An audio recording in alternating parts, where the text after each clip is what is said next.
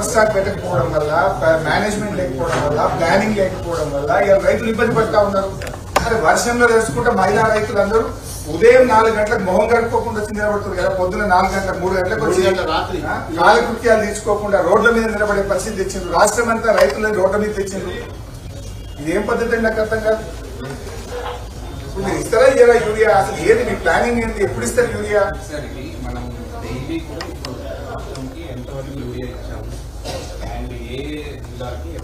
కాదండి, సరే మీరు యూరియా ఇచ్చినట్టుండు, మీరు ఇస్తే ఇక్కడ బుక్కుతారా? యూరియా బుక్కేదా? యూరియా ఏమైనా తినేదా?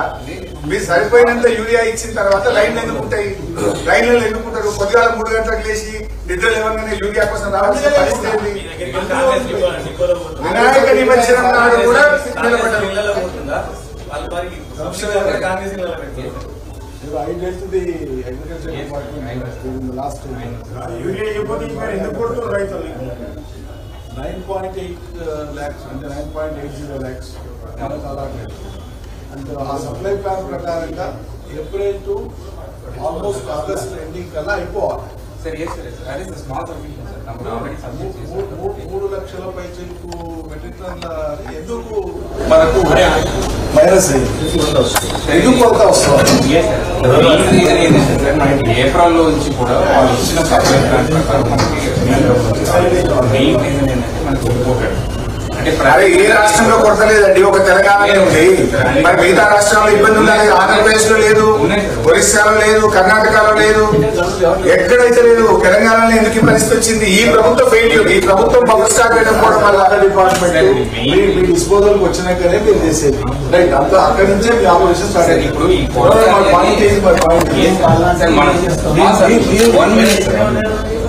ఇప్పుడు ఈ ఏప్రిల్ నుంచి కూడా మేము ఎస్టిమేట్ చేసుకుంటూ వస్తున్నాం. అంటే ఏప్రిల్ మంత్ నుంచి ఎవ్రీ మంత్ మనకి సప్లై ప్లాన్ లో గ్యాప్ వస్తుంది అని కేంద్రం దృష్టికి మనం తీసుకెళ్తూ ఉన్నాము. మెయిన్ 2 days మీరు అగ్రికల్చర్ డిపార్ట్మెంట్ మంత్రి గారి దృష్టికి తీసుకుపోయి ఉండవచ్చు.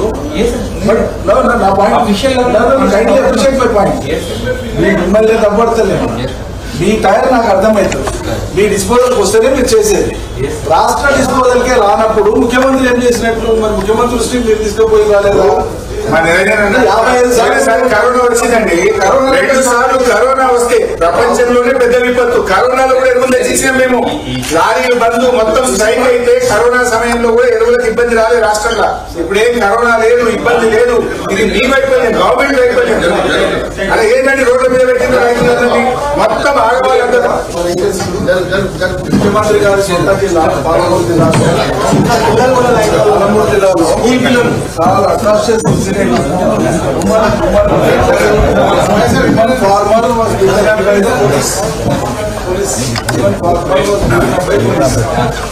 మెడికల్ దగ్గర జరిగింది. సంఘటనలో వివరాలు తెప్పించుకోండి. ముందు డిపార్ట్మెంట్ నుంచి మీరు ఖండన ఇవ్వండి. అసలు రైతుల మీద ఇటువంటి ఘటన జరగడం అట్రాసిటీస్ పోలీసుల చేత లేకుంటే ఎక్కువైందండి. వీడియోలో మహిళా రైతులు పోలీసులు పట్టుకుని వీడియోలో రాష్ట్రం అంతా చూస్తా ఉంది. ఇంకా ఎక్కువైంది.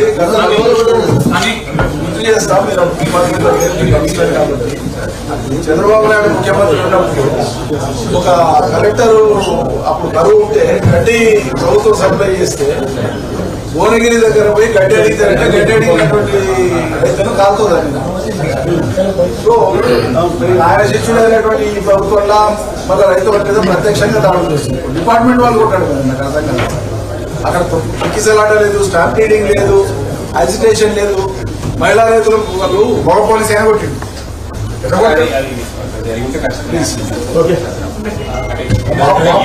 మా పాయింట్లో ఒకటే, మిమ్మల్ని కమిషనర్ ని తప్పట్టడానికి రాలేదు. సమస్య తీవ్రత ఉంది అనేటువంటి సంగతి ప్రభుత్వానికి తెలిసి ఉండాలి. Why did the government sleep? Number 1. మీరు డిపార్ట్మెంట్ నుంచి ముఖ్యమంత్రి గారి దగ్గర పెట్టించి ఒక్కనాడైనా ముఖ్యమంత్రి స్థాయిలో రివ్యూ జరిగింది. ఆయన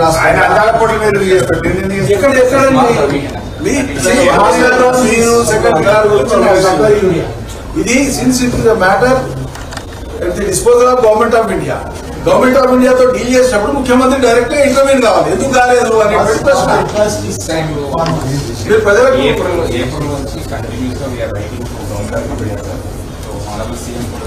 Government of India, they claim that they have disbursed as per the plan, and CM never condemns it. ఈ నెవర్ కంటెంప్ట్. అరే బీజేపీ కాంగ్రెస్ వాళ్ళ మీద, కాంగ్రెస్ వాళ్ళు బీజేపీ వాళ్ళ మీద ఏం డ్రామా అండి? మధ్య రైతులు సఫర్ అవుతుంది. ఒకరి పేరు మీద ఒకటి చెప్పుడు కాదు, ఇద్దరు కలిసి యూరియాలండి. దానికంటే రాజీనామా చేయమనండి. మేము పోమండి, ఇక్కడ కూర్చోడానికి వచ్చిన మీరు గవర్నమెంట్ తో మాట్లాడి ఎప్పటిలోగా దీన్ని పరిష్కారం చేస్తారు. Give us a clear cut assurance, then only will leave your office. మేము రాజకీయాల కోసం కాదు, రైతుల బాధ చూడలేక వచ్చినాము. మీరు ఎప్పటిలోగా ఈ సమస్య ఎప్పటిలోగా పరిష్కారం అయితే you please talk to government and give us a clear cut assurance, then only will leave your office.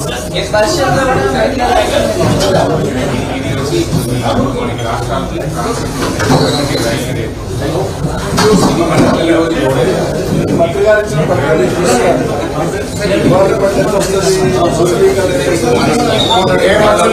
Statement ఉన్నాయి కింద గ్రౌండ్ అసలు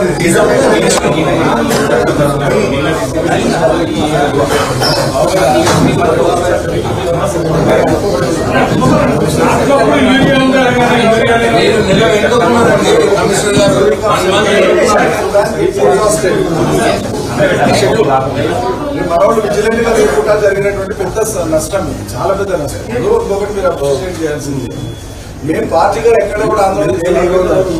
మొత్తం ప్రజలు లక్షల సంఖ్యలో జనం ప్రతి మండలంలో రోజు రోడ్ల మీద ఉంటున్నారు. అది చూసుకున్నాక గవర్నమెంట్ అలార్మింగ్ ఉండాలి కదా. ఇప్పుడు 2 నెలల నుంచి ఉంటున్నారు, ఇప్పుడు కాదు 2-2.5 నెలల నుంచి ఉంటున్నారు. మనకి మెయిన్ సీజన్ అనేది మనకి August September.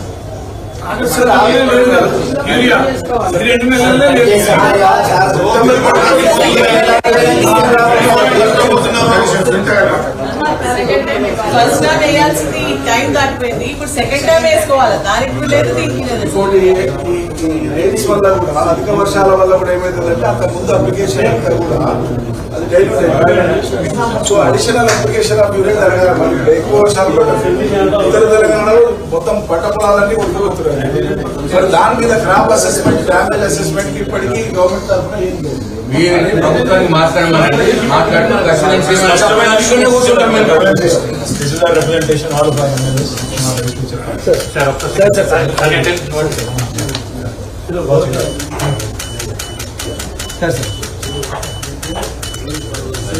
Demanding a clear answer.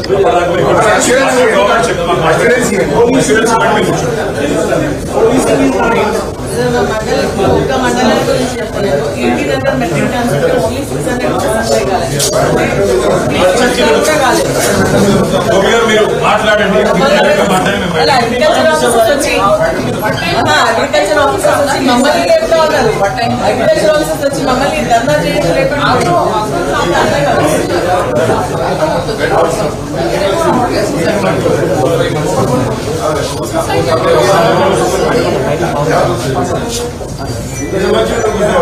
ఇది